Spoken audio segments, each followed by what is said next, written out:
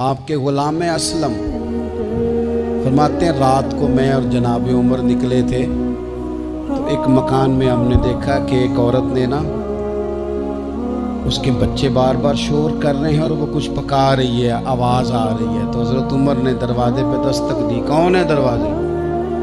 کہا میں ایک غلام ہوں۔ حضرت عمر کہتے ہیں غلام ہوں، بہن کیا مسئلہ ہے، بچے کیوں رو رہے ہیں؟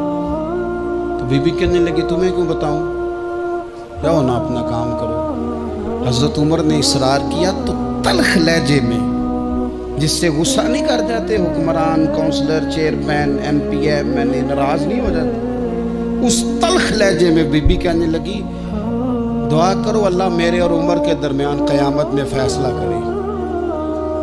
کیسا حکمران ہے کہ اس کی حکومت میں میرے بچے بھوکے سوتے ہیں، یہ میں نے پانی میں روڑے ڈال کے چڑھائے ہیں، لیکن یہ پیٹ کی بھوک یہ بڑی ڈاڈی ہوتی ہے، یہ نیند بھی نہیں آنے دیتی۔ خیال تھا رو دو کے سو جائیں گے پر سو بھی نہیں رہے۔ حضرت فاروق اعظم دوڑے گئے، گھر سے سامان اناج غلہ کندھے پہ رکھا۔ خادم کہتے میں نے کہا کہ مجھے دے دے، فرمانے لگے چل تو وعدہ کرنا قیامت میں بھی میرے بوجھ اٹھائے گا۔ کمزور نہیں، وہ تو میرے بس کی بات نہیں۔ فرمایا پھر مجھے کرنے دے۔ دوڑے آئے، اس خاتون کے دروازے پر لا کے وہ چیزیں رکھی، کہا بہن اگر تو پردہ کر لے تو یہ غلام نا آج کھانا پکا دے تیرے بچوں کو۔ پھر وہ گھی چڑھا کے چینی ڈال کے کچھ سامان پکتا تھا وہ کھانا پکایا۔ غلام کہتے ہیں جب پھونکے مارتے تھے تو داڑھی سے دھواں نکلتا تھا، آگ جلاتے تھے دھواں نکلتا، پھر کھانا پکایا، پھر ان بچوں کو کھلایا۔ پھر حضرت عمر فاروق رضی اللہ تعالیٰ عنہ نا تھوڑے پیچھے بیٹھ گئے تو بچوں کے ساتھ اس طرح کی باتیں کرنے لگے کہ وہ ہنس پڑے۔ جناب اسلم کہتے بچے اس بیوہ کے ہنستے تھے، بچے ہنستے تھے اور عمر روتے تھے۔ جب وہ ہنستے تھے تو فاروق روتے تھے۔ پھر وہ بچے آہستہ آہستہ لیٹنے لگے اور جب وہ سونے کی طرف بڑھنے لگے تو حضرت عمر کہنے لگے بہن میں جاؤں؟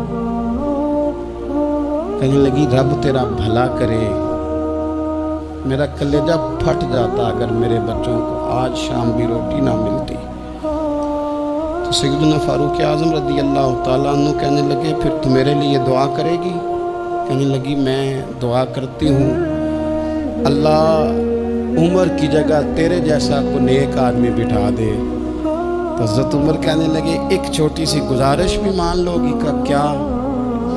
فرمانے لگے کوئی یہ میری خدمت اگر پسند آئی ہے تو عمر کو معاف نہیں کر دیتی؟ غلطی ہو گئی، اسے پتہ نہیں تھا۔ اپنے منہ سے کہنے لگے سیانا بھی نہیں، باشعور بھی نہیں، اسے چاہیے تھا خلافت کی ذمہ داریاں نہ لیتا۔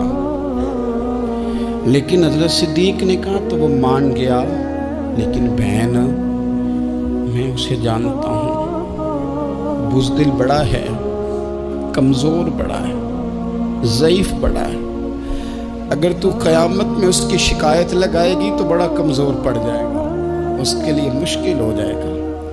تو کہنے لگی اچھا اگر تو اتنی سفارش کرتا ہے تو جا، میں نے عمر کو معاف کیا۔ حضرت فاروق اعظم نے چہرے سے کپڑا ہٹایا تو بی بی کہنے لگی اوہو آپ عمر ہیں؟ آپ فرمانے لگے میں جو بھی ہوں تو وعدہ کر چکی ہے کہ تو نے عمر کو معاف کیا۔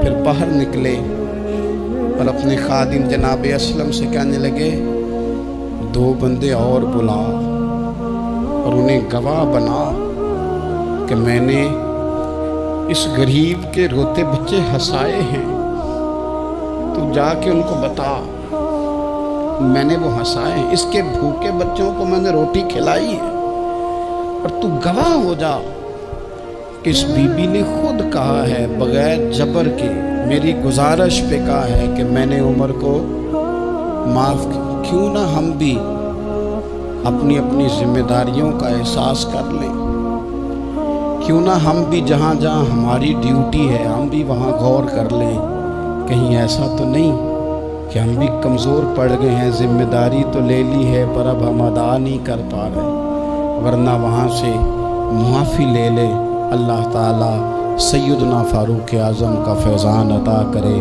آخر دعویٰ یا